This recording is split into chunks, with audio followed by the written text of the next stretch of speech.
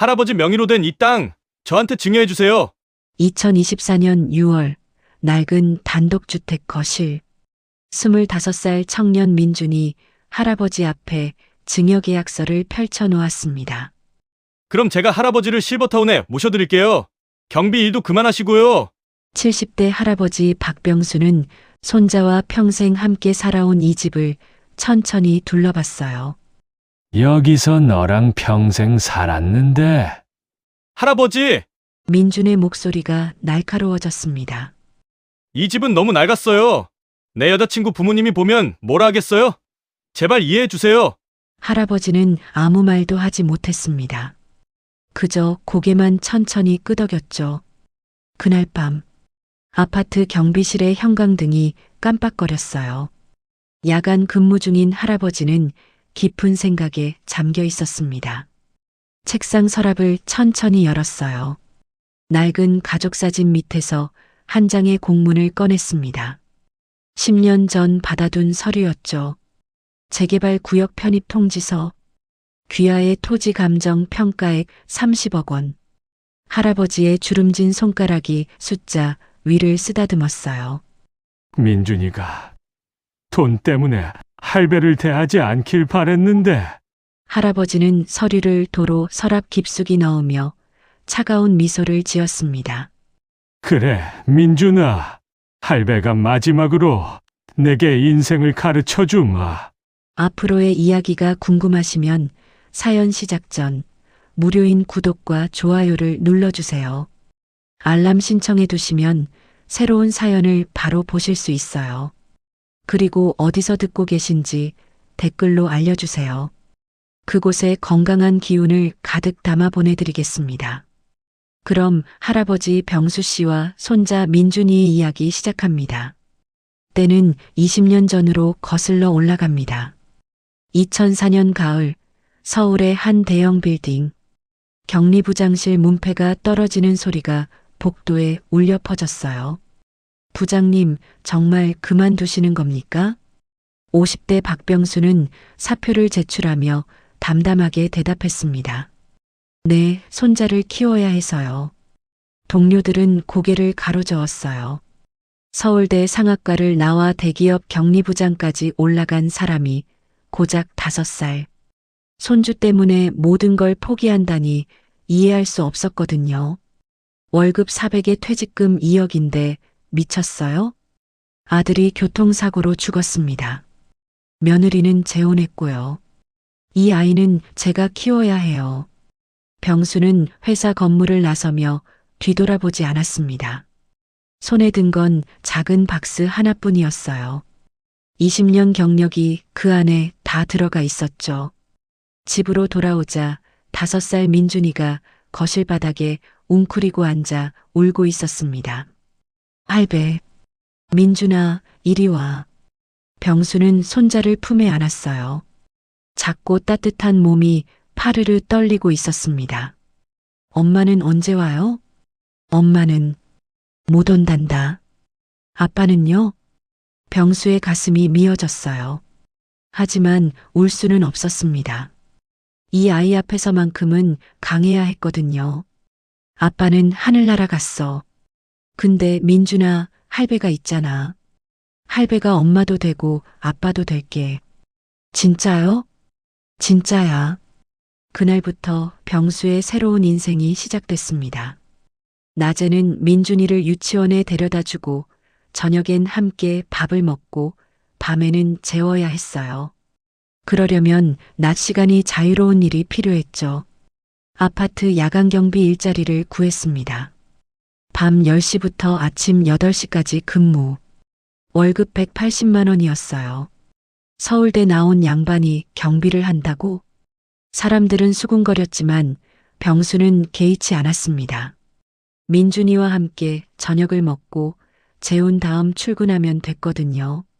경비실은 좁았어요. 2평 남짓한 공간에 책상 하나, 의자 하나, CCTV 모니터가 전부였습니다.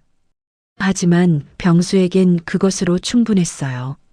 밤 11시가 되면 아파트 단지는 조용해졌습니다. 가로등 불빛만이 어둠을 밝혔죠. 병수는 보온병에 담아온 보리차를 홀짝이며 모니터를 지켜봤어요. 가끔 책상 서랍을 열었습니다. 그 안에는 민준이가 유치원에서 그린 그림이 소중히 보관돼 있었어요. 크레파스로 삐뚤빼뚤 그린 그림. 큰 사람과 작은 사람이 손을 잡고 있는 모습이었죠. 할배 사랑해요 라고 어설프게 쓰여 있었습니다. 병수는 그 그림을 쓰다듬으며 미소 지었어요. 주름진 얼굴 가득 행복이 번졌습니다. 그래, 이것만 있으면 돼. 세월은 빠르게 흘렀습니다. 민준이는 초등학생이 됐고, 중학생이 됐고, 고등학생이 됐어요. 병수는 20년 동안 같은 자리에서 야간 경비 일을 했습니다. 월급은 조금씩 올라 250만 원이 됐죠. 하지만 민준이 학원비, 교복가, 수학여행비를 내고 나면 남는 건 거의 없었어요. 그래도 병수는 행복했습니다. 민준이가 대학에 합격한 날 경비실로 달려와 소식을 전했거든요. 할배, 저 대학 붙었어요. 장학금도 받았어요. 그래, 우리 민준이 잘했네. 병수는 손자를 꼭 안았어요.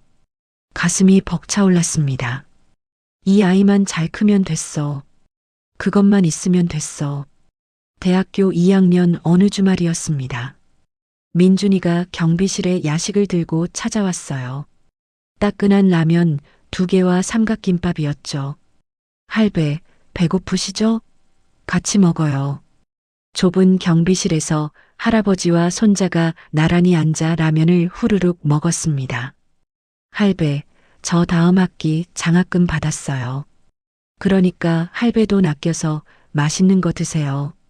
그래, 우리 민준이 효자네. 할배, 제가 졸업하고 취직하면 할배 편하게 해드릴게요. 경비일 그만하시고 집에서 쉬세요. 병수의 눈가에 따뜻한 기운이 번졌어요. 고맙다, 민준아. 그날 밤 민준이가 돌아간 뒤였습니다. 병수는 서랍 깊숙한 곳에서 낡은 봉투 하나를 꺼냈어요. 10년 전 받았던 공문이었습니다. 재개발 구역 편입 통지서, 귀하의 토지 300평 감정평가액 30억 원.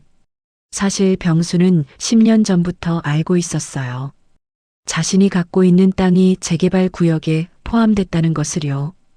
당장 팔면 30억이 손에 들어왔습니다.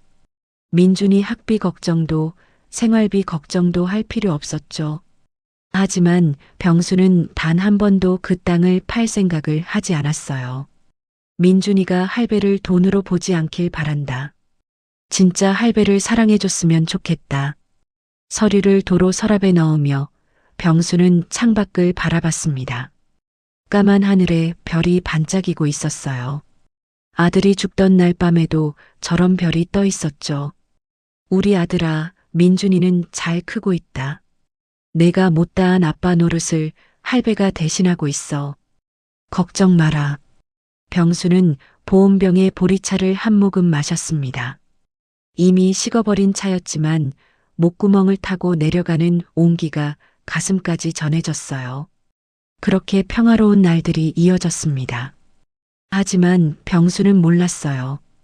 6개월 뒤 그 평화가 산산조각 날 거라는 걸, 민준이가 변할 거라는 걸, 그리고 자신이 마지막 선택을 해야 할 거라는 걸 말이죠. 2024년 6월 민준이 회사 복도를 경쾌하게 걸어가고 있었습니다. 25의 청년은 6개월 전 중소 IT 기업에 입사했어요. 연봉 3,500, 작지만 안정적인 직장이었죠. 민준 씨, 오늘 회식 가시죠? 아, 저 약속 있어서요. 민준의 입가에 미소가 번졌습니다. 오늘은 여자친구 서연을 만나는 날이었거든요. 퇴근 후 민준은 강남의 한 레스토랑으로 향했어요. 화려한 샹들리에가 천장에 걸려 있었고 테이블마다 하얀 식탁보가 깔려 있었습니다. 오빠, 24살 서연이 손을 흔들었어요. 명품 가방을 옆에 두고 환하게 웃고 있었죠. 미안, 늦었어? 아니, 나도 방금 왔어. 민주는 서연의 맞은편에 앉았습니다. 메뉴판을 펼치자 눈이 휘둥그레졌어요.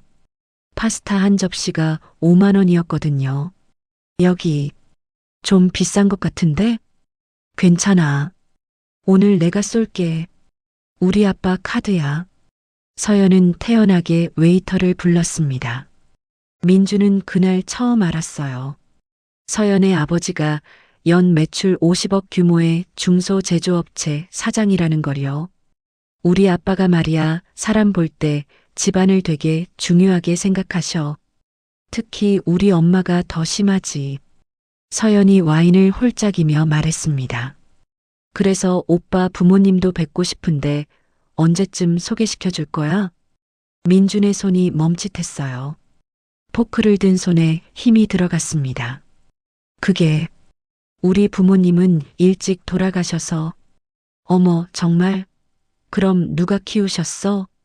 할아버지가 키우셨어. 할아버지? 멋지다. 무슨 일 하시는데? 순간 민준의 입술이 굳어졌어요. 아파트 야간 경비를 한다고 말하면 서연이가 어떻게 생각할까? 사업 하셨어. 부동산 쪽으로. 거짓말이 자연스럽게 입 밖으로 나왔습니다. 민주는 자신도 놀랐어요. 오, 그럼 집도 크시겠네? 응, 뭐. 민주는 얼버무렸습니다. 가슴 한편이 묵직하게 눌려왔어요. 한 달 후, 민준과 서연은 정식으로 사귀기 시작했습니다. 어느 토요일 오후 서연이 민준에게 전화했어요. 오빠, 오늘 우리 집에 올래? 엄마 아빠가 오빤 한번 보고 싶대. 민준의 심장이 쿵 내려앉았습니다. 벌써? 응. 오빠 괜찮지? 편하게 와. 전화를 끊은 민준은 옷장 앞에서 한참을 서 있었어요. 가장 좋은 정장을 꺼내 입었습니다. 넥타이를 매는 손이 미세하게 떨렸죠. 서연의 집은 강남의 한 고급 아파트였어요.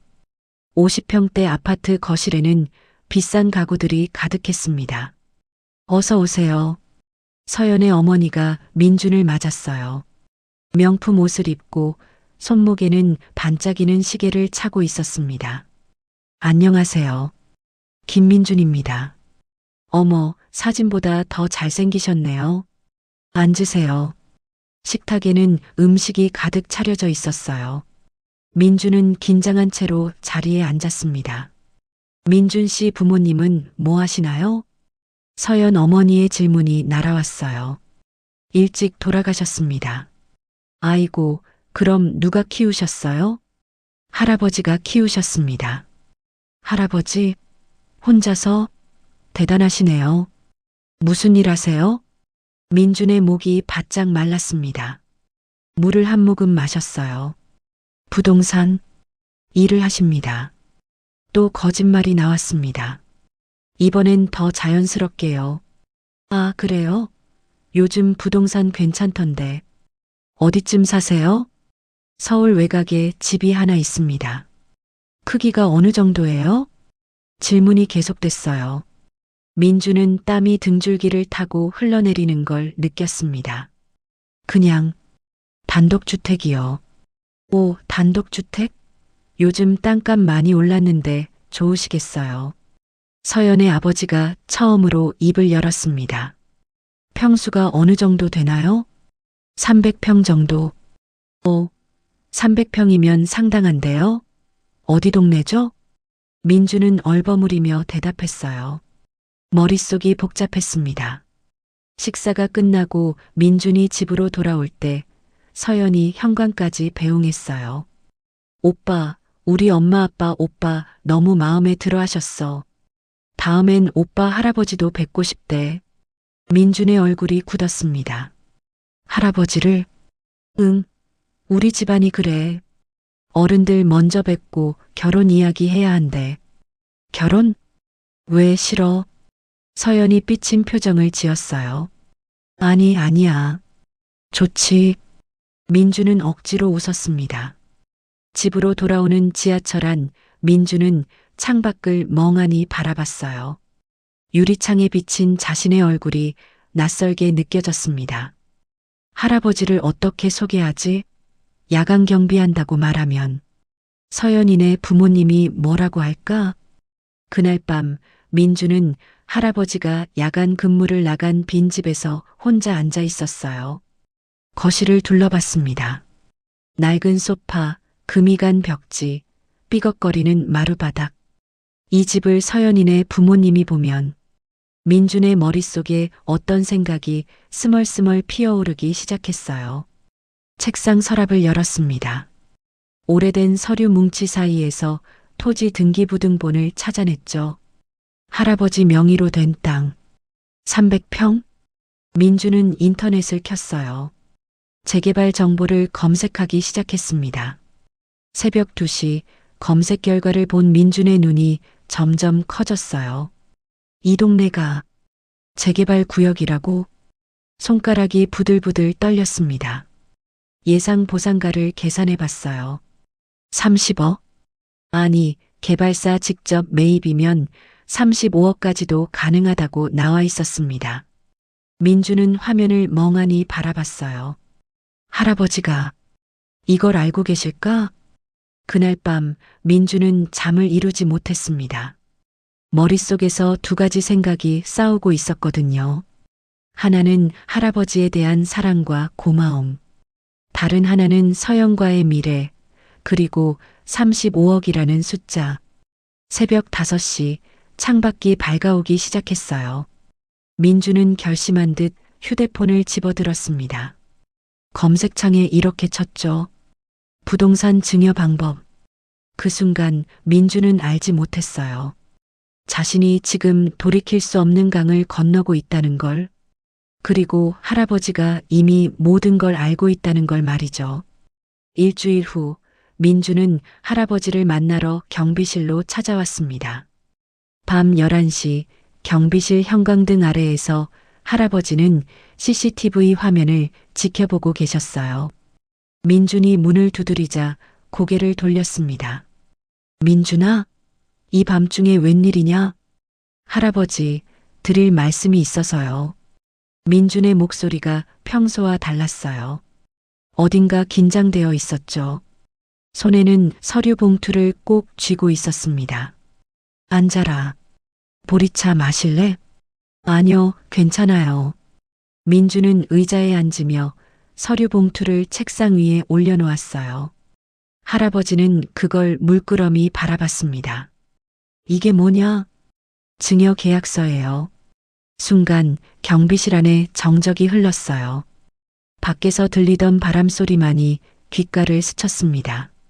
할아버지는 서류를 열지 않았어요. 그저 민준의 눈을 똑바로 쳐다봤죠. 무슨 증여? 할아버지 명의로 된 그 땅이요.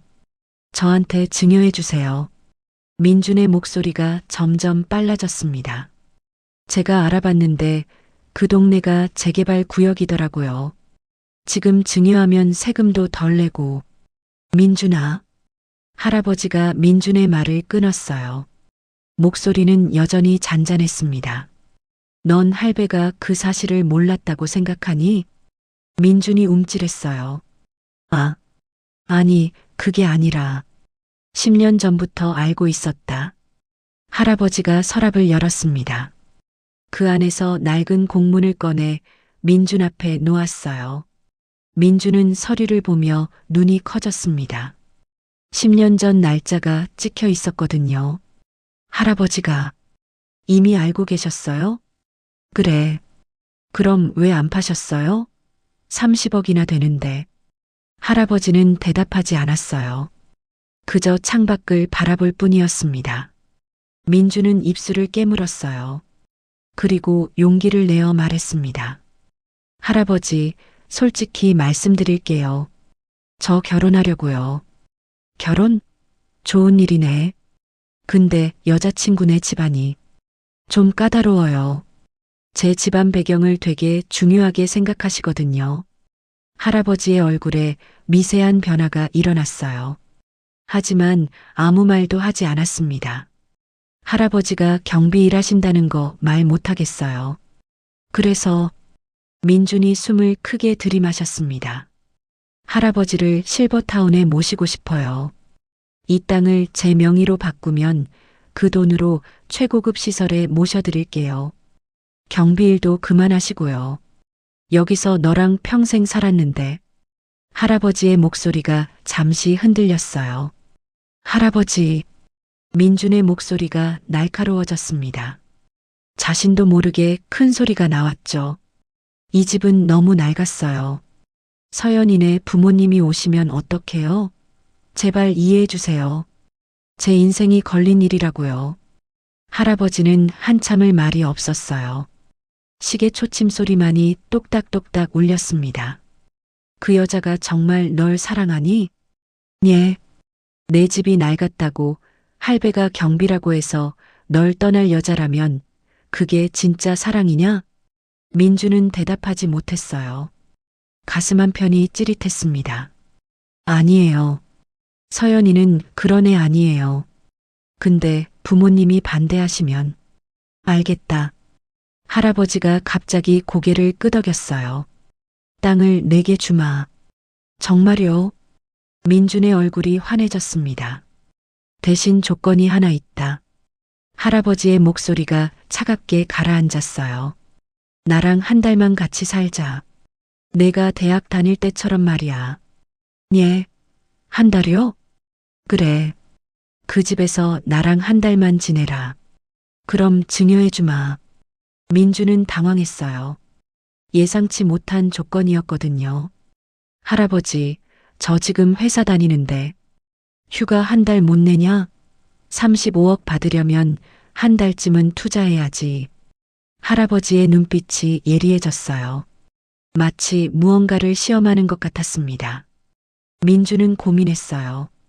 한 달만 참으면 35억. 그 돈이면 서연이네 부모님도 인정할 거예요. 알겠어요. 할게요. 좋아. 할아버지가 서류를 꺼내 펜을 들었어요. 그런데 계약서 여백에 뭔가를 적기 시작했습니다. 뭐 쓰세요? 특약 조항이다. 증여자는 한 개월간 이 토지 위 주택에서 증여인과 동거하며 공동생활을 해야 하며 이 조건 미이행 시 증여는 자동 취소됨. 이렇게 할아버지의 글씨체가 너무나 또박또박했어요. 서울대 나온 사람답게 한 글자 한 글자 정확했죠. 민주는 처음 보는 할아버지의 모습에 살짝 놀랐습니다. 할아버지, 글씨 잘 쓰시네요. 할배가 서울대 나왔다. 20년 동안 대기업 격리부장도 했고. 예. 민주는 처음 듣는 얘기였어요. 할아버지가 그런 경력이 있었다니. 할배는 내가 태어났을 때 모든 걸 포기했다. 너 하나 잘 키우려고. 할아버지의 목소리에 감정이 실렸어요. 그게 후회되냐고? 아니다. 단 한 번도 후회한 적 없어. 근데 민준아. 할아버지가 펜을 내려놓으며 민준을 똑바로 쳐다봤습니다. 넌 할배를 후회하게 만들 거냐? 민준의 가슴이 철렁 내려앉았어요. 아니에요. 절대 아니에요.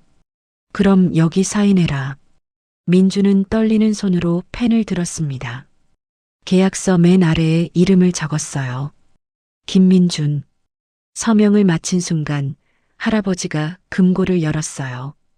그 안에서 봉투 하나를 꺼내 민준에게 건넸습니다.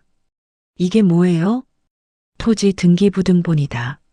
내가 한 달을 채우면 내 이름으로 바꿔주마. 민준이 봉투를 열었어요. 그 안에는 정말 등기부등본이 들어 있었습니다. 그리고 그 옆에 작은 쪽지 하나가 끼워져 있었죠. 감정가 30억 원. 개발사 매입 희망가 35억 원.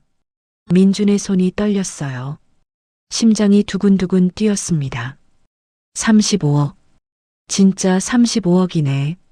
민준아, 내일부터 그 집으로 이사 와라. 한 달 동안 할배랑 같이 살자. 네, 할아버지. 민준은 서류를 가슴에 꼭 안고 경비실을 나왔어요. 발걸음이 가벼웠습니다. 한 달만 참으면 돼. 그럼 나도 서연이도 행복해질 수 있어. 하지만 민주는 몰랐어요. 할아버지가 경비실 창문 너머로 자신의 뒷모습을 차갑게 지켜보고 있다는 걸. 그리고 할아버지의 손에 또 다른 서류가 들려 있다는 걸. 그 서류에는 이렇게 적혀 있었습니다.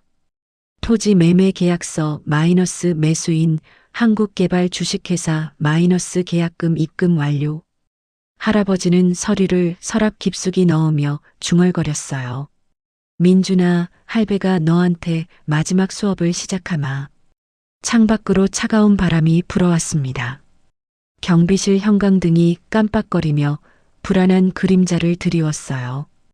다음 날 민주는 짐을 싸서 할아버지의 집으로 이사했습니다. 낡은 단독주택 앞에 차를 세우자 서연이 조수석에서 내려 집을 둘러봤어요. 오빠, 여기가 그 집이야? 서연의 목소리가 실망으로 가라앉았습니다. 응. 좀 오래됐지? 좀이 아니라 완전 폐가 수준인데? 진짜 여기서 한 달 살 거야? 민주는 대답 대신 짐을 들고 집 안으로 들어갔어요. 서연이 마지못해 따라왔습니다. 현관문을 열자 곰팡이 냄새가 코를 찔렀어요. 벽지는 군데군데 벗겨져 있었고 천장에는 물이 샌 자국이 누렇게 번져 있었죠. 냄새. 서연이 코를 막았습니다. 거실로 들어가자 할아버지가 낡은 소파에 앉아 계셨어요.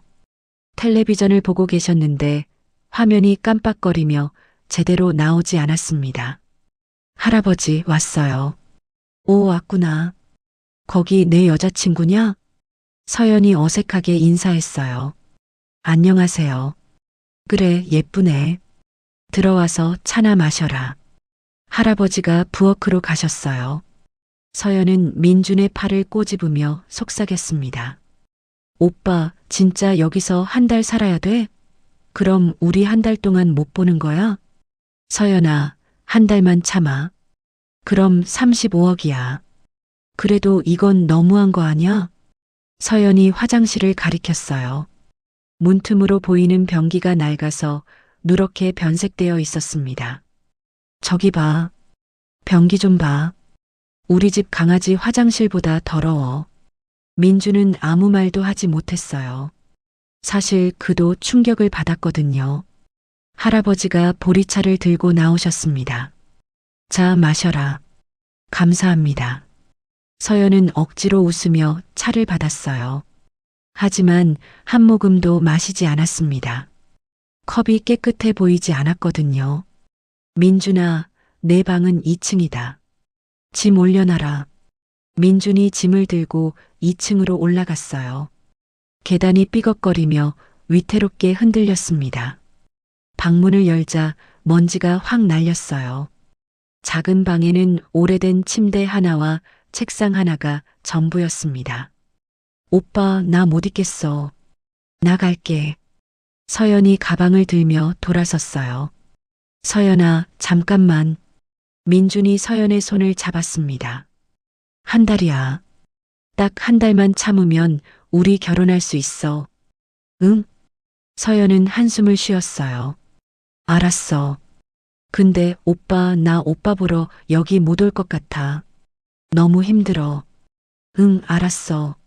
서연이 떠난 후 민주는 방 안에 혼자 남았습니다. 창문으로 서연의 차가 멀어지는 걸 보며 가슴 한편이 허전해졌어요. 첫째 주, 민준의 지옥 같은 한 달이 시작됐습니다. 아침 6시 할아버지가 민준의 방문을 두드렸어요. 민준아, 일어나라. 아침 먹어야지. 할아버지, 더 자면 안 돼요? 안 돼. 여기선 일찍 일어나야 한다. 민주는 억지로 몸을 일으켰어요. 씻으러 화장실에 갔는데 물이 제대로 안 나왔습니다. 수압이 약해서 샤워기에서 물이 똑똑 떨어질 뿐이었죠. 아, 진짜. 민주는 차가운 물로 대충 씻었어요. 온수가 나오지 않았거든요.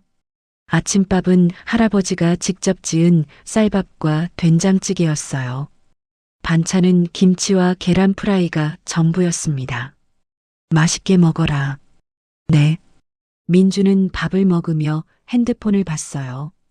회사 동료들이 단체 채팅방에서 점심 메뉴를 고민하고 있었습니다. 나도 회사 가고 싶다. 둘째 주. 생활이 점점 힘들어졌어요. 할아버지는 매일 민준을 새벽 산책에 데려갔습니다. 아침 5시 30분, 아직 어두운 시간이었어요. 할아버지, 왜 이렇게 일찍 나가요? 공기가 좋거든. 따라와. 민주는 비틀거리며 할아버지를 따라갔어요. 동네 뒷산을 30분이나 걸었습니다. 숨이 턱까지 차올랐어요. 평소 운동을 안 했던 민주는 다리가 후들거렸죠. 할아버지, 저 못 가겠어요. 너무 힘들어. 조금만 더 가자. 저기 정상까지만. 결국 정상까지 올라갔어요. 할아버지는 멀쩡한데 민준만 헉헉거리며 바닥에 주저앉았습니다. 민준아, 체력이 왜 이렇게 약하냐? 젊은 놈이. 할아버지는 어떻게 이렇게 멀쩡하세요? 할배는 20년 동안 매일 이 산을 올랐거든. 민주는 땀을 닦으며 할아버지를 올려다봤어요. 70대 할아버지가 오히려 자신보다 건강해 보였습니다. 집으로 돌아오면 할아버지는 청소를 시켰어요. 민준아, 마당 쓸어라. 예, 마당을요? 응, 낙엽 떨어졌잖아. 민주는 빗자루를 들고 마당을 쓸었어요. 손에 물집이 잡혔습니다. 아, 진짜. 언제까지 이래야 하는 거야. 셋째 주.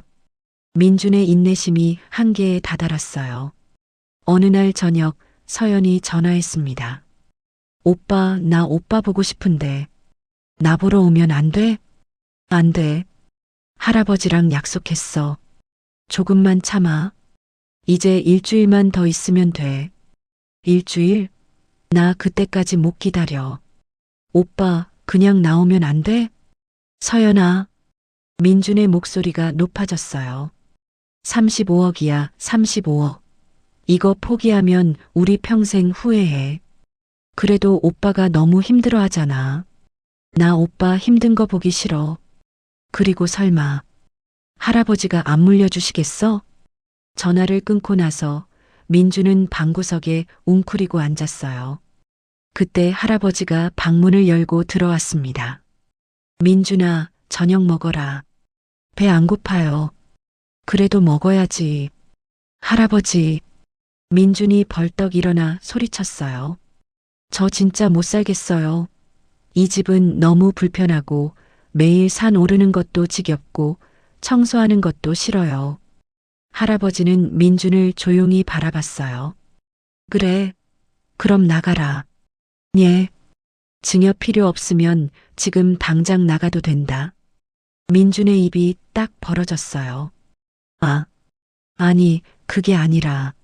민준아, 할배가 20년 동안 이렇게 살았어. 내가 일주일도 못 참는 이 생활을 할배는 20년 했단다. 할아버지의 목소리가 차갑게 가라앉았어요. 내가 대학 다닐 때 할배가 매일 밤 경비실에서 지새우는 동안 넌 친구들이랑 술 마시고 놀았지? 민주는 고개를 숙였어요. 죄송해요. 미안해할 필요 없다. 할배는 그게 행복했으니까. 근데 민준아, 넌 지금 뭐가 행복하냐? 할아버지가 문을 닫고 나갔어요. 민주는 그 자리에 주저앉아 눈물을 흘렸습니다. 넷째 주 마지막 날. 드디어 한 달이 다 되어 갔어요. 민주는 달력에 X표를 그으며 하루하루를 버텼습니다. 이제 하루만 더 자면 끝이었어요. 내일이면 이 땅이 내 거야. 저녁 8시 민주는 방에서 쉬고 있었어요. 그런데 1층에서 할아버지의 목소리가 들렸습니다. 누군가와 통화하고 계셨어요. 민주는 귀를 기울였어요. 네, 맞습니다. 계약금은 이미 받았고요. 네, 내일 잔금 받으면 바로 등기 넘기겠습니다. 민준의 심장이 멎었어요. 계약금? 잔금, 등기. 민주는 조용히 방문을 열고 계단으로 내려갔습니다. 거실 불빛이 복도에 새어나오고 있었어요. 살짝 문틈으로 들여다봤어요. 할아버지가 서류를 펼쳐놓고 전화 통화를 하고 계셨습니다. 네, 한국개발 담당자님. 내일 오전 10시에 법무사 사무실에서 뵙겠습니다. 35억 잔금 확인되는 대로 소유권 이전하겠습니다. 민준의 온몸이 얼어붙었어요. 할아버지가 전화를 끊었어요. 그리고 서류를 펼쳐들고 천천히 읽기 시작했습니다. 민준은 그 서류 맨 위에 적힌 글자를 똑똑히 봤어요. 토지 매매 계약서. 민준의 손이 부들부들 떨렸습니다. 이미 팔았다고? 그 순간 할아버지가 고개를 들어 문 쪽을 바라봤어요. 민준과 눈이 마주쳤습니다. 할아버지의 입가에 차가운 미소가 번졌어요. 민준아, 거기서 뭐하니? 들어오지 않고. 민준은 문을 벌컥 열고 거실로 뛰어들어갔습니다. 할아버지, 그게 뭐예요? 뭐긴 뭐냐? 매매 계약서지. 할아버지는 태연하게 대답했어요. 언제 파셨어요? 내가 증여 계약서 들고 온 다음 날. 민준의 머릿속이 하얗게 변했어요. 그럼 제가 받은 증여는 그냥 빈 땅 증여한 거지. 건물주 바뀐 땅 말이야. 할아버지가 서류를 탁자 위에 툭 던졌어요.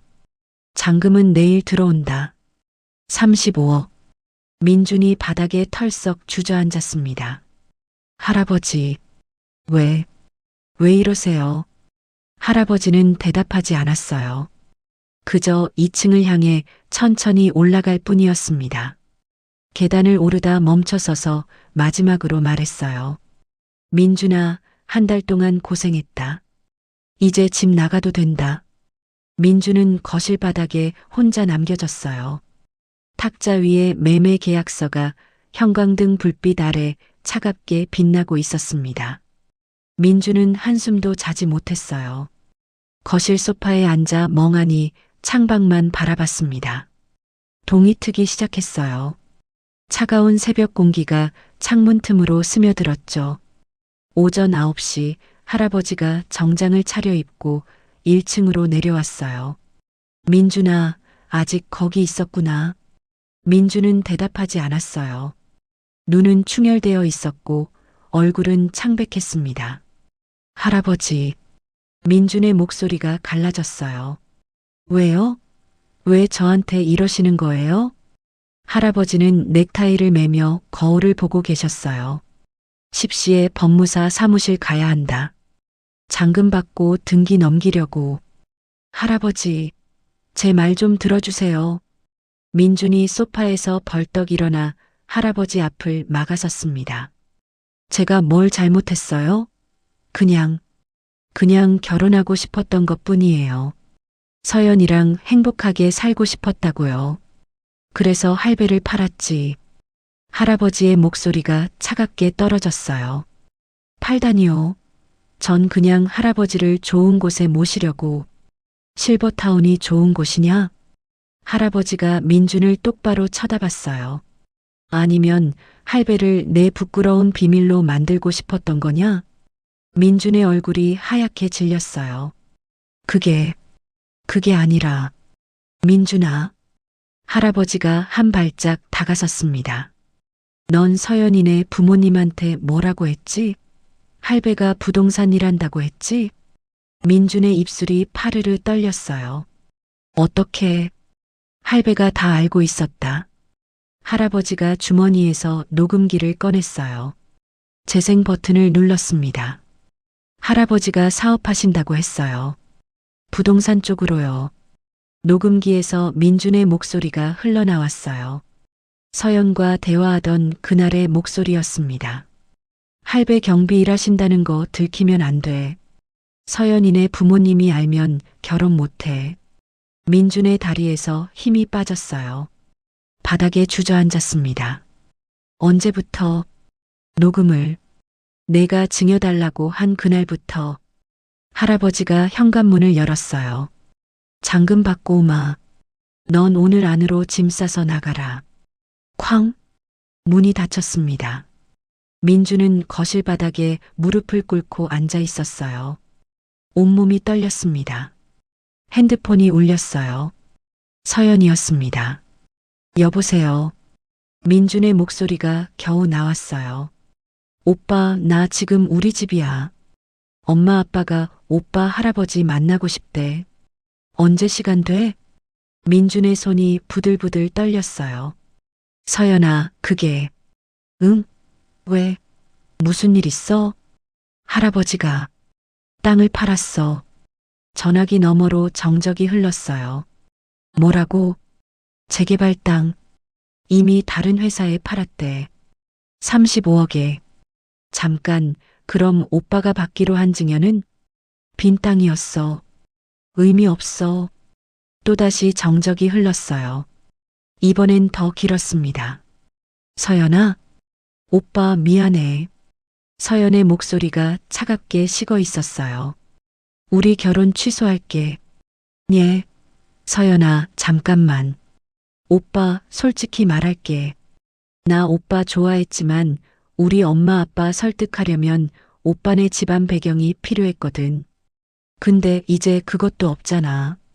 민준의 가슴이 찢어지는 것 같았어요. 서연아, 제발. 그리고 오빠, 할아버지가 어제 나한테 전화했어. 예. 오빠가 나 때문에 할아버지를 거짓말로 포장했다고. 경비 일하시는 거 숨기고 사업한다고 거짓말했다고. 민준의 얼굴이 새하얗게 질렸어요. 나 그런 거짓말하는 남자랑 결혼 못해. 미안해, 오빠. 행복해. 뚝. 전화가 끊어졌습니다. 민주는 핸드폰을 바닥에 내던졌어요. 액정이 박살나며 검은 화면으로 변했습니다. 아, 비명을 지르며 소파를 주먹으로 내리쳤어요. 눈물이 주르륵 흘러내렸습니다. 모든 게 무너졌어요. 35억도, 결혼도, 미래도, 그리고 무엇보다 할아버지의 신뢰도. 민주는 바닥에 엎드려 울었어요.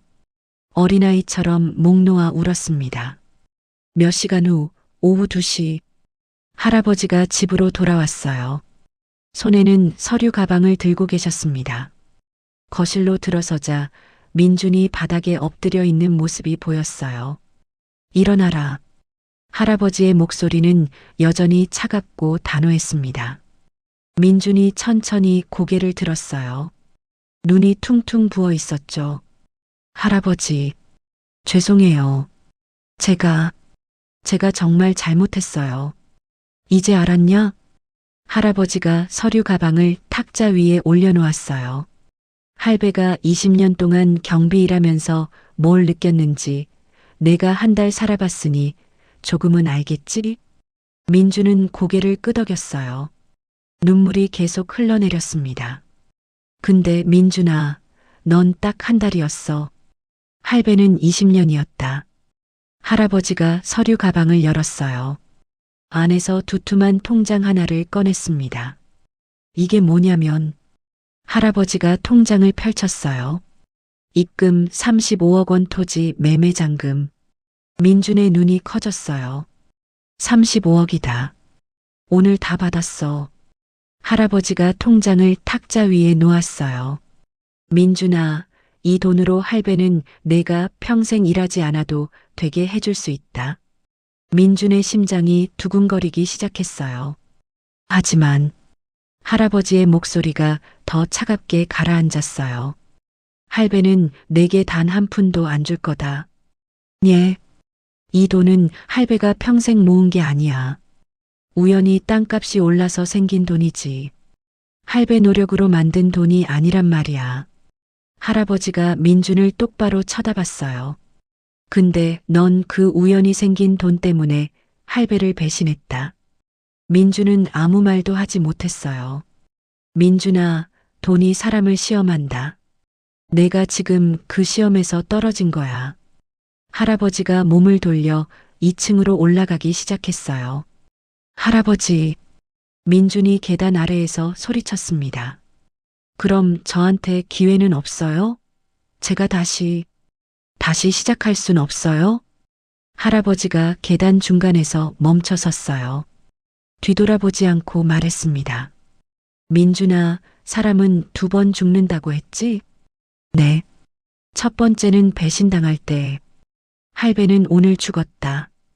민준의 가슴이 찢어졌어요. 2번째는 후회할 때야. 내가 언제 죽을지는 내가 정해라. 할아버지가 2층으로 올라가 버렸어요. 민준은 계단 아래 주저앉아 머리를 감싸 쥐었습니다. 그날 저녁, 민준은 짐을 쌌어요. 가방 하나면 충분했습니다. 원래 가져온 것도 많지 않았거든요. 현관문을 나서기 전 거실을 둘러봤어요. 한 달 동안 지옥 같았던 이 집. 하지만 이제는 다르게 보였습니다. 낡은 소파는 할아버지가 매일 앉아서 텔레비전을 보시던 곳이었고, 삐걱거리는 계단은 할아버지가 20년 동안 오르내리셨던 곳이었고, 곰팡이 냄새 나던 부엌은 할아버지가 자신을 위해 밥을 지으셨던 곳이었어요. 민준의 눈에서 또다시 눈물이 흘러내렸습니다. 문을 열고 나가려는데 2층에서 할아버지의 목소리가 들렸어요. 민준아. 민준이 고개를 들었어요. 이거 가져가라. 할아버지가 계단 난간 너머로 봉투 하나를 던졌습니다. 민준이 받아보니 돈이 들어 있었어요. 500만 원 정도 되어 보였습니다. 이게 당장 살아야 하잖아. 일자리 구할 때까지 쓰고 다 쓰면 그때부터는 내 힘으로 살아라. 민주는 봉투를 꼭 쥐었어요. 할아버지, 감사합니다. 가거라. 할아버지가 방으로 들어가며 문을 닫았어요. 민주는 돈 봉투를 가슴에 안고 집을 나섰습니다. 문을 닫는 순간 뒤를 돌아봤어요. 2층 창문으로 할아버지의 실루엣이 보였습니다. 창밖을 내다보고 계셨어요. 민주는 허리를 90도로 숙여 절을 했어요. 그리고 돌아서서 걸어갔습니다. 뒤돌아보지 않고요. 그런데 민주는 몰랐습니다. 할아버지의 방 책상 위에는 또 다른 서류가 놓여 있다는 걸. 그 서류 맨 위에는 이렇게 적혀 있었어요. 유언장. 할아버지의 진짜 계획은 이제부터 시작이었습니다. 3개월 후, 민주는 작은 고시원 방에서 혼자 살고 있었습니다. 원래는 회사 사택에서 거주했는데 퇴사하고 할아버지 집에서도 쫓겨나면서 갈 곳이 없었죠. 5평도 안 되는 좁은 공간. 창문도 제대로 없는 반지하 방이었어요. 벽에서는 습기 냄새가 났고 밤이면 옆방 소음이 그대로 들렸죠. 하지만 민주는 불평하지 않았어요. 취업 준비를 하며 편의점 야간 알바를 하며 하루하루 버텼습니다. 밤 10시부터 아침 6시까지 할아버지가 20년 동안 하셨던 그 시간이었죠. 어서 오세요. 손님에게 인사하며 계산대에 앉아 있으면 문득 할아버지 생각이 났어요. 할아버지도 이렇게 외로웠을까? 어느 토요일 오후 민주는 쉬는 날을 이용해 할아버지 집 근처를 찾았습니다. 멀리서 집을 바라봤어요. 들어가진 못했습니다. 용기가 나지 않았거든요. 그런데 이상했어요. 집이 너무 조용했습니다. 마당에는 낙엽이 수북이 쌓여 있었고 우편함에서는 신문이 넘쳐나고 있었어요. 할아버지가 집에 안 계신가? 민주는 불안한 마음에 휴대폰을 꺼냈어요. 할아버지께 전화를 걸려다가 멈칫했습니다. 내가 무슨 염치로. 그때였습니다. 민준 씨? 뒤에서 누군가 불렀어요. 돌아보니 동네 슈퍼주인 아주머니였습니다. 아, 안녕하세요. 민준 씨, 혹시 병수 어르신 소식 모르세요?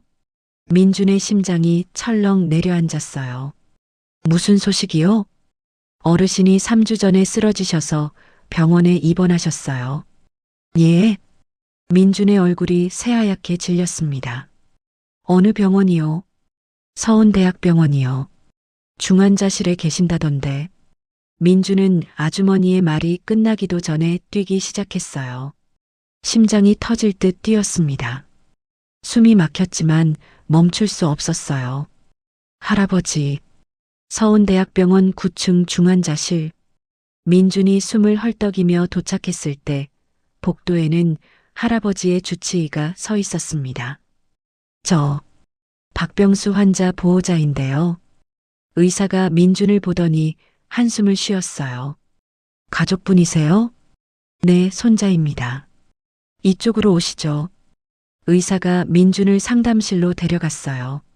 문을 닫고 차트를 펼쳤습니다. 환자분이 말기 췌장암입니다. 민준의 귀가 멍해졌어요.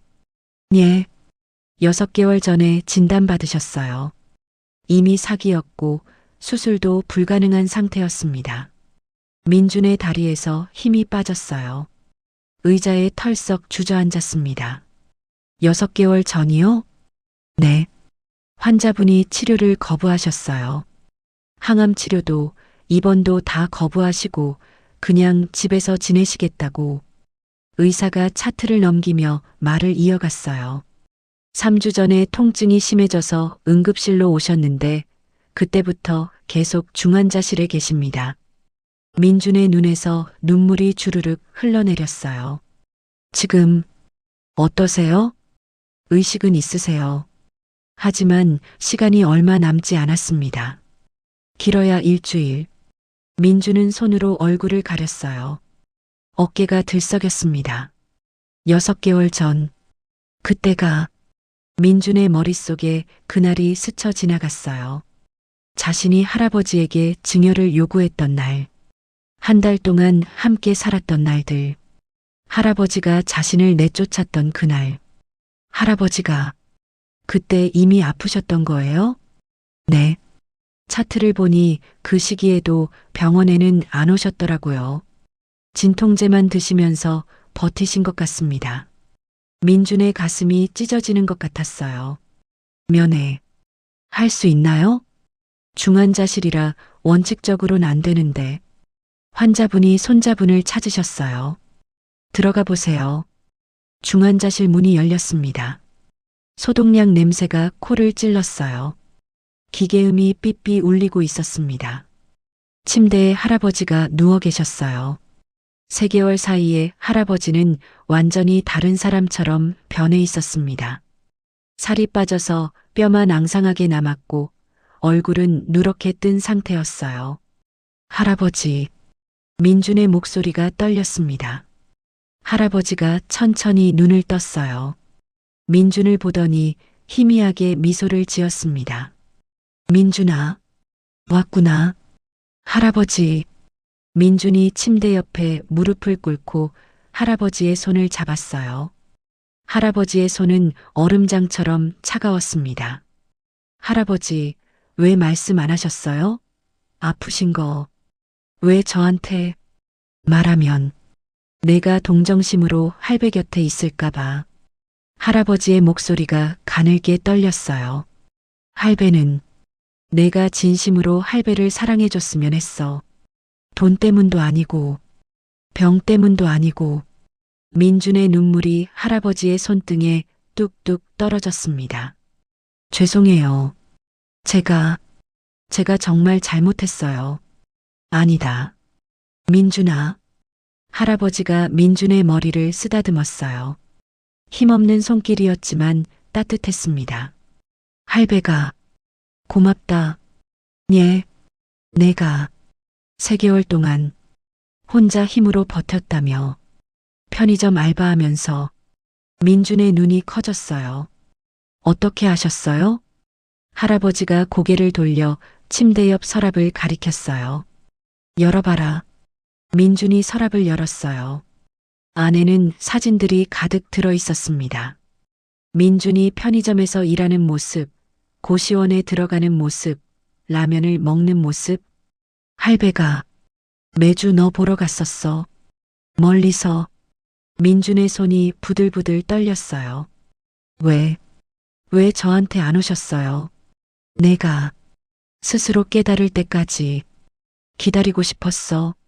할아버지가 힘겹게 숨을 쉬었어요. 민준아, 서랍에 봉투 하나 더 있다. 민준이 다시 서랍을 뒤적였어요. 맨 아래에서 두툼한 봉투를 발견했습니다. 이게 뭐예요? 유언장이야. 민준이 봉투를 열었어요. 안에는 할아버지의 친필로 쓰인 유언장이 들어 있었습니다. 손이 떨려서 글자가 제대로 보이지 않았어요. 눈물로 종이가 젖었습니다. 유언장. 나 박병수는 정신이 온전한 상태에서 이 유언장을 작성한다. 토지 매매 대금 35억 원 중 30억 원은 노인복지재단에 기부한다. 나머지 5억 원은 손자 김민준에게 상속한다. 단 아래 조건을 충족했을 때만 지급한다. 조건 할아버지 사망 후 1년 동안 스스로의 힘으로 생활할 것. 그 기간 동안 단 한 푼의 빚도 지지 않을 것. 정직하게 일하며 살아갈 것. 위 조건을 충족하면 5억 원을 민준이에게 준다. 하지만 그 돈으로 사업을 시작하든 저축하든 자유롭게 쓰되 반드시 그 돈의 10%는 어려운 사람을 돕는데 사용할 것. 민준아, 할배가 내게 가르쳐주고 싶었던 건 돈의 가치가 아니라 사람의 가치였다. 할배는 내가 돈 때문에 할배를 사랑하는 게 아니라 진짜 할배를 사랑해줬으면 했어. 그래서 모든 걸 빼앗은 거야. 내가 아무것도 없을 때도 할배를 찾아올 수 있는지 보고 싶었어. 미안하다, 민준아. 할배가 너무 시험했구나. 하지만 할배는 믿는다. 내가 좋은 사람으로 자랄 거라고. 사랑한다. 우리 손주. 할배가. 민주는 유언장을 읽으며 소리내어 울었어요. 할아버지, 할아버지. 할아버지의 손이 민준의 머리를 쓰다듬었습니다. 민준아, 이제 할배 용서해 줄 수 있겠니? 할아버지. 민준이 할아버지를 껴안았어요. 용서는 무슨. 제가 잘못했어요. 제가. 괜찮아. 할배는 행복하다. 할아버지의 목소리가 점점 작아졌어요. 할배 마지막 소원이 하나 있는데 말씀하세요. 뭐든지 할게요. 할배, 집 마당에 묻어줘. 내가 뛰어놀던 그 마당에. 네. 꼭 그렇게 할게요. 할아버지의 눈이 천천히 감겼어요. 사랑한다. 민준아, 저도 사랑해요. 할아버지. 기계음이 길게 울렸습니다. 삐. 1년이 흘렀습니다. 민주는 약속대로 할아버지를 집 마당에 모셨어요. 작은 비석 하나만 세웠습니다. 사랑하는 할아버지 박병수 1951-2024 이곳에서 영원히 쉬다. 민주는 그 1년 동안 단 하루도 빠짐없이 편의점 야간 알바를 했어요. 새벽 2시 졸음이 쏟아질 때면 할아버지 생각을 했습니다. 할아버지는 20년을 이렇게 사셨지. 나는 겨우 1년인데 힘들다고 할 수 없어. 월세 30만 원짜리 고시원에서 라면으로 끼니를 때웠어요. 옷은 중고로 사 입었고 핸드폰은 제일 싼 요금제를 썼습니다. 하지만 민주는 행복했어요. 매일 아침 할아버지 묘소에 들러 인사를 했거든요. 할아버지, 저 오늘도 열심히 일했어요. 빚도 안 졌고요. 어느 날은 비가 억수같이 쏟아졌어요. 우산도 없이 묘소에 갔습니다. 할아버지, 오늘 손님한테 욕 들었어요. 근데 참았어요. 할아버지도 분명 이런 일 많으셨죠? 어떻게 참으셨어요?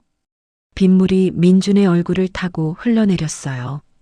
눈물인지 빗물인지 구분할 수 없었습니다. 할아버지, 보고 싶어요. 정말 많이. 오후에 민주는 할아버지의 유언을 집행하기 위해 법무사 사무실을 찾았습니다. 법무사가 서류를 펼쳐놓으며 말했어요. 김민준 씨, 조건을 모두 충족하셨습니다. 1년 동안 정직하게 근로하셨고 빚도 없으시고요. 네. 그럼 유언에 따라 5억 원을 상속받으실 수 있습니다. 법무사가 통장을 내밀었어요. 민주는 통장을 받아들었습니다. 손이 떨렸어요. 잔액 5억 원. 숫자를 보는 순간 민준의 눈에서 눈물이 주르륵 흘러내렸어요. 할아버지, 1년 전이었다면 이 돈을 보고 환호성을 질렀을 겁니다. 하지만 지금은 달랐어요. 이 돈이 할아버지의 마지막 사랑이라는 걸 알았거든요. 그날 오후 민주는 할아버지 묘소 앞에 앉았습니다. 할아버지, 받았어요. 5억. 바람이 불어왔어요. 나뭇잎이 바스락거렸습니다. 근데 할아버지, 이거 어떻게 써야 할지 모르겠어요. 민주는 1년 동안 모은 노트를 꺼냈어요. 할아버지와 함께했던 기억들을 적어둔 노트였습니다. 할아버지가 20년 동안 경비 일하시면서 월 180만 원 받으셨죠. 1년이면 2,160만 원. 20년이면 4억 3,200만 원. 민주는 계산기를 두드렸어요. 근데 제 대학 등록금, 생활비 다 빼면 할아버지가 실제로 쓰신 돈은 얼마 안 되잖아요. 목소리가 떨렸습니다. 할아버지는 20년 동안 저한테 다 주시고 정작 할아버지는 아무것도 안 쓰셨어요. 맛있는 것도 안 드시고 새 옷도 안 사 입으시고. 민주는 고개를 숙였어요. 눈물이 땅에 떨어져 흙을 적셨습니다. 미안해요, 할아버지. 제가 그걸 너무 늦게 알았어요. 한참을 울고 나서 민주는 천천히 일어났어요. 할아버지, 제가 이 돈 어떻게 쓸지 정했어요. 3개월 후, 할아버지가 살던 낡은 집이 완전히 새롭게 바뀌었습니다. 민주는 5억 중 3억을 들여 집을 리모델링 했어요. 하지만 큰 저택으로 만들지 않았습니다. 작은 노인 공동주택으로 만들었죠. 집에는 5분의 어르신이 함께 살고 계셨어요. 모두 갈 곳 없는 독거노인들이었습니다. 어르신들, 저녁 준비됐어요. 민준이 부엌에서 밥을 퍼날랐어요. 매일 저녁 6시, 민주는 어르신들과 함께 저녁을 먹었습니다. 민준아, 너 요즘 회사는 어떠냐? 좋아요, 박할아버지. 작은 회사지만 재밌어요. 민주는 낮에는 작은 IT 회사에서 일하고 저녁에는 어르신들과 함께 시간을 보냈어요. 남은 2억 중 5천만 원은 유언대로 노인복지재단에 기부했습니다. 1억 5천만 원은 저축했고요. 민준아, 내 여자친구는 언제 보여주려고? 이 할머니가 물으셨어요. 아직이요. 아직 못 만났어요. 왜? 잘생긴 놈이 여자도 못 만나? 민주는 씁쓸하게 웃었어요. 서연이와 헤어진 후 다른 사람을 만날 생각이 안 났거든요. 괜찮아요. 지금이 좋아요. 식사 후 민주는 할아버지 묘소에 차를 한 잔 올렸어요. 할아버지, 오늘 박 할아버지가 당뇨약 드셨어요. 제가 확인했어요. 그리고 이 할머니 혈압도 정상이래요. 민주는 매일 할아버지께 보고했습니다. 할아버지가 20년 동안 절 돌보신 것처럼 저도 어르신들 돌볼 거예요. 할아버지가 못다 하신 거 제가 대신할게요. 바람이 불었어요. 마당에 심은 코스모스가 흔들렸습니다. 민주는 할아버지가 그 바람 속에 계신 것 같았어요. 그해 가을, 민주는 편의점 앞을 지나가다 멈춰 섰습니다. 1년 전 자신이 일했던 그 편의점이었어요. 들어가 보니 낯익은 점장님이 계셨습니다. 민준 씨, 오랜만이네요. 안녕하세요, 점장님. 요즘 뭐해요? 작은 회사 다니고 있어요. 그래요? 잘 됐네. 민준 씨 일할 때 정말 성실하더라고요. 손님들도 칭찬 많이 했어요. 점장님이 음료수 하나를 건넸어요. 이거 서비스예요. 그때 고마웠어요. 감사합니다. 민주는 편의점을 나서며 음료수를 마셨어요. 달콤한 맛이 입안에 퍼졌습니다. 할아버지, 저 지금 행복해요. 돈이 많아서가 아니라 제가 누군가를 도울 수 있어서요. 12월 할아버지 기일. 민주는 묘소 앞에서 간소한 제사를 지냈어요. 어르신들도 함께 오셨습니다. 병수 씨, 좋은 손자 두셨어요. 박 할아버지가 묘비를 쓰다듬으며 말씀하셨어요. 우리까지 돌봐주니 말이죠. 민주는 고개를 숙여 절을 올렸습니다. 절을 마치고 일어서려는데 묘비 뒤에서 뭔가 반짝이는 게 보였어요. 뭐지? 민준이 다가가 보니 작은 금속 상자였습니다. 묘비 뒤에 숨겨져 있었죠. 상자를 열자 편지 한 장이 들어 있었어요. 할아버지의 마지막 편지였습니다. 민준아, 이 편지를 읽고 있다면 넌 1년을 잘 견뎌낸 거겠구나. 할배가 자랑스럽다. 사실 할배가 제일 무서웠던 건 내가 5억을 받고 나서 어떻게 변할까 하는 거였어. 돈이 사람을 변하게 만들거든. 근데 할배는 믿는다. 내가 그 돈을 잘 쓸 거라고. 민준아, 할배가 마지막으로 하고 싶은 말이 있어. 돈은 도구일 뿐이야. 중요한 건 그 돈으로 무엇을 하느냐지. 할배는 35억이 있었지만 20년 동안 야간 경비를 했어. 왜냐고? 돈보다 내가 더 소중했으니까. 민준아, 넌 이제 할배 없이도 잘 살 수 있을 거야. 하지만 가끔은 할배 생각해줘. 그리고 할배가 너한테 해줬던 것처럼 누군가에게 따뜻함을 나눠줘. 그게 할배가 너한테 남기고 싶은 진짜 유산이란다. 사랑한다, 민준아. 할배는 언제나 내 곁에 있어. 할배가. 추신. 마당 코스모스 잘 피웠니? 할배가 제일 좋아하던 꽃이야. 매년 가을마다 생각해줘. 민준은 편지를 읽으며 소리 없이 울었어요. 박 할아버지가 민준의 어깨를 토닥였습니다. 울지 마. 병수 씨가 저 위에서 보고 계실 거야. 민준은 고개를 들어 하늘을 올려다봤어요. 파란 가을 하늘에 하얀 구름이 떠 있었습니다. 할아버지, 코스모스 정말 예쁘게 폈어요. 매년 가을마다 생각할게요. 바람이 불어왔어요. 코스모스가 흔들리며 하늘하늘 춤을 췄습니다. 민주는 그 바람 속에서 할아버지의 목소리를 들은 것 같았어요. 잘했다, 민준아. 정말 잘했어. 그날 저녁, 민주는 어르신들과 함께 마당에 앉아 막걸리를 마셨어요. 민준아, 너 참 기특한 놈이다. 아니에요. 전 그냥 할아버지가 하셨던 거 따라하는 것 뿐이에요. 그게 쉬운 줄 아냐? 요즘 젊은 사람들은 돈만 있으면 다 해결된다고 생각하는데. 민주는 하늘의 별을 올려다봤어요. 유난히 밝게 빛나는 별 하나가 보였습니다. 할아버지, 저 별이 할아버지예요? 별이 반짝였어요. 마치 대답하는 것처럼. 2년 후, 민주는 작은 사회적 기업을 만들었습니다. 따뜻한 동행이라는 이름의 회사였어요. 독거노인 돌봄 서비스를 제공하는 회사였죠. 수익의 50%는 다시 어려운 어르신들을 돕는 데 썼습니다.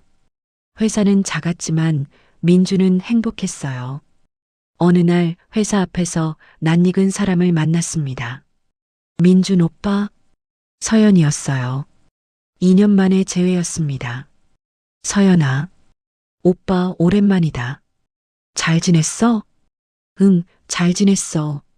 서연은 민준의 회사 간판을 올려다봤어요. 오빠가 이런 일 하는구나. 대단한데? 뭐? 작은 회사야. 오빠, 그때 일. 미안했어. 서연이 고개를 숙였어요. 괜찮아. 오히려 잘 됐어. 덕분에 내가 정신 차렸으니까. 오빠는 나한테 화 안 나? 민주는 고개를 저었어요. 화? 아니야. 오히려 고마워. 내가 떠나줘서 내가 진짜 중요한 게 뭔지 알게 됐거든. 서연은 민준을 한참 바라봤어요. 오빠, 많이 변했다. 응, 할아버지 덕분에. 민준은 미소 지었어요. 그럼 나 일하러 가봐야 해. 잘 지내. 오빠, 잠시만. 서연이 민준을 불렀지만 민준은 뒤돌아보지 않았어요. 이미 민준의 마음속에는 다른 사람이 있었거든요. 바로 할아버지였습니다. 10년 후, 민준은 35이 됐어요. 작은 사회적 기업은 이제 중견기업이 됐습니다. 전국 20개 지점에서 5천 명의 어르신을 돌보고 있었죠. 민준에게는 예쁜 아내와 5살 딸이 있었어요. 딸의 이름은 별이었습니다. 할아버지가 하늘의 별이 되셨으니까요. 아빠, 증조할아버지는 어떤 분이셨어? 별이가 물었어요. 민준은 딸을 안고 할아버지 묘소 앞에 앉았습니다. 증조할아버지는 세상에서 제일 따뜻한 분이셨단다. 따뜻해? 응. 돈은 별로 없으셨지만 사랑은 엄청 많으셨어. 민준은 딸에게 할아버지 이야기를 들려줬어요. 20년 동안 경비 일을 하시며 손자를 키우셨던 이야기, 마지막까지 손자를 시험하셨던 이야기, 그리고 진짜 유산은 돈이 아니라 사랑이었다는 이야기를요. 우와, 증조할아버지 멋있다. 별이가 묘비를 쓰다듬었어요. 증조할아버지, 저 김별이에요. 잘 부탁드려요. 민주는 딸을 보며 웃었어요. 할아버지가 살아계셨다면 얼마나 좋아하셨을까요? 별아, 증조할아버지가 하신 말씀이 있어. 뭔데요? 돈은 쓰면 없어지지만 사랑은 나누면 더 커진대. 와, 멋진 말이다. 별이가 눈을 반짝였어요. 민주는 하늘을 올려다봤습니다. 여전히 그 별이 밝게 빛나고 있었어요. 할아버지, 잘 보고 계시죠? 저 이제 할아버지 없이도 잘 살고 있어요. 할아버지가 가르쳐 주신 대로요. 바람이 불었어요. 코스모스가 춤을 추듯 흔들렸습니다. 민주는 할아버지가 바람 속에서 웃고 계신 것 같았어요. 그리고 이렇게 말씀하시는 것 같았죠. 잘했다, 민준아. 할배가 자랑스럽다. 병수 할아버지와 손자 민준의 이야기 어떠셨나요? 할아버지가 주머니에 품었던 진짜 유산은 35억이 아니었습니다. 손자에게 가르쳐주고 싶었던 한 가지. 돈은 쓰면 없어지지만 사랑은 나누면 더 커진다는 것이었죠. 비록 아픈 시험이었지만 민준이는 그 시험을 통해 인생에서 가장 소중한 것이 무엇인지 깨달았어요. 지금 이 순간 여러분 곁에 계신 소중한 분들을 한번 떠올려 보세요. 부모님, 할아버지, 할머니, 사랑하는 가족들. 그분들께 오늘 하루 따뜻한 말 한마디 건네보시는 건 어떨까요? 그 한마디가 35억보다 더 값진 유산이 될 수 있습니다. 아직도 구독과 좋아요를 누르지 않으셨다면 한 번 더 부탁드립니다. 지금까지 귀한 시간 내어 시청해 주셔서 감사드립니다. 다음에 더 재미있는 사연으로 찾아뵙겠습니다.